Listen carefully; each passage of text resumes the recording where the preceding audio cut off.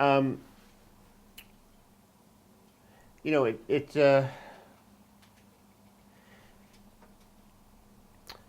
I love them all. I love the relationships. I love the letters that I got. There's so many interesting ones. Um, you know what? I have the 30 typed ones. I typed them up. They would be so much easier to read than going through the book and reading the handwritten ones. All right, I'll read a letter. I'll just read it from. I'll just read this letter. Now, do you need to give us the circumstances? All right, this letter arrived in 19. There's no date on this page, but there is on the envelope. It's probably 1982. It's certainly right around Christmas time. In fact, it says Merry Christmas on it. Okay? Okay, let's go. You all ready? Okay. Wait, Dear wait, Gary. wait, name of the girl?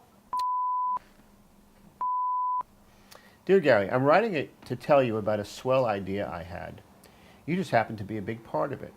The idea was, well, it was to treat each other like it was Christmas or Hanukkah or something. And I think because we're pretending it's the season, I think I want to give you gifts. Big gifts of love. I do. I really do want to give to you. From you I've gotten so much. You are so incredibly capable of giving to me. In case you don't know, if I've never told you, I greatly admire you.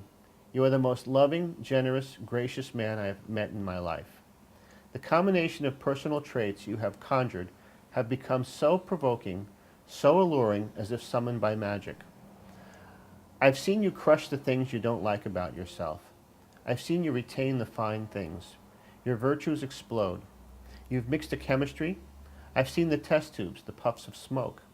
We've both researched. I've even helped with the theories. And now I know the experiment worked.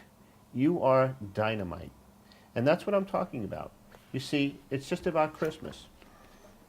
And I'm obsessed with sentiment roundabout now. I am so thankful to have the opportunity to love you. I'm amazed that you love me. Sometimes, really, I can't believe it. I want it so much. I told you before, too much, too much. Because sometimes I can't get enough. Sometimes I'm scared at how much I love you, how much I think of you, how much I ignore other things just to be with you. Like a race car, as the speed gets too high, it shakes and pulls and scares you. Listen, babe, I'm on that edge. If I can't make it over the speed, will be too great. If I can, and I can, I won't be scared. I'll be able to give and give and give. Can you help me? I don't know how. Just love, yes, because I want to love. I want to love you like mad, like a nut, like TNT. Merry Christmas. Love. Very nice. And what happened to her? She went to Europe and had affairs with 5 men in 5 different countries. One day while she was gone, a letter arrived, and I could tell there was a ring in it. I opened the letter. I read it. There was a cheap ring in it with a little diamond chip and 5 pictures of her naked on the beach with a man. He then called shortly thereafter and demanded where she was. I said, she's not back from Europe yet. She's probably screwing another guy just like you. I hung up the phone on him. She came back. I picked her up at the airport in a limo. We had sex in the limo on the way home from the airport. The next morning, she sat down at the breakfast table. I made her a complete breakfast. And she looked me square in the eye and said, I've got to leave you. But I have no money and I can't move out yet. I let her stay for 3 more months. About a month later, I caught her at the supermarket with a guy shopping for groceries. I said, who's that? She said, that's the guy I'm going to marry.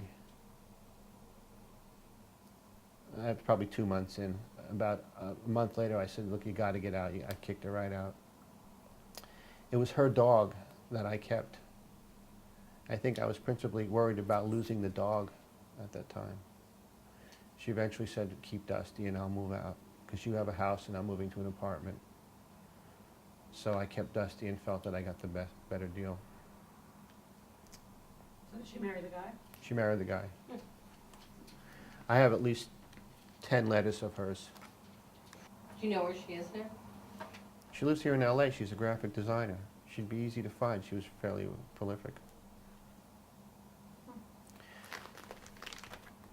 Out of all these letters, all these women, how many do you really want to find? All of them. Really? And it's not just to get a release? I No. No, I'm about as sentimental as you can get.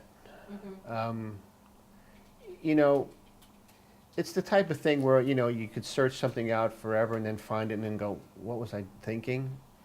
And even if that happened, I'd still, like, you know, persevere. But I basically wouldn't mind confronting, if that's the word, but just, you know, re-meeting, re-encountering most of these women. Probably not all. There's probably some real sad stories in here that, you know, I know I should steer clear from. Certainly there are. But generally, I've got a happy thing to remember about everybody. And that's probably all that I would need to drive me, you know, to that end. Is, you remember that time we went to that restaurant and that funny, really you do? Oh, great. And for me, that would be worth it right then and there. You know, I haven't achieved anything particularly fabulous just yet in my life. I know I'm good at stuff and I have my personal victories, but it's not like I'm here to say, hey, look what you passed up. Not at all. It's, well, yeah, I do want the release because maybe I have a really great picture of you, and man, I would love to publish that along with your 8 letters. But the connection, that reconnection, you know, basically I'll tell you what it has to do with. If you really want to know, I lost all of my friends. I lost all of my friends as a kid. I had 7 of my dearest and best friends die of heroin back in New York. They all just killed themselves, every one of them. I mean, 7 best friends, I had them. I left New York with that one girl. That's all who was left. I didn't appear in my high school yearbook. No picture of me appears there. Only the one mention of, in the back of the book, the list of who didn't get their picture taken. So I was pretty, I was a bit aloof toward the end of my high school career. You know, I probably felt I was too hip for most of the people. But I did have those dear friends, and each one of them died of heroin. I never touched heroin myself, but I helped them shoot up innumerable times.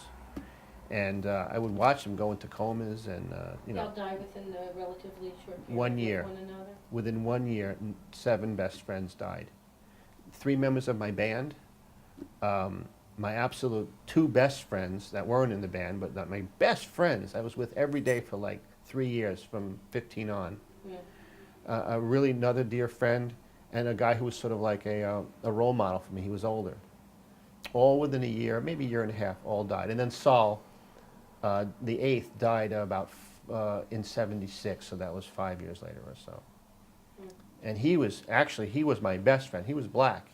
He was at my bar mitzvah when I was 13. And he died of heroin too. They all died of heroin. It's that era that I was talking about, you know. Yeah, but there's a lot of people who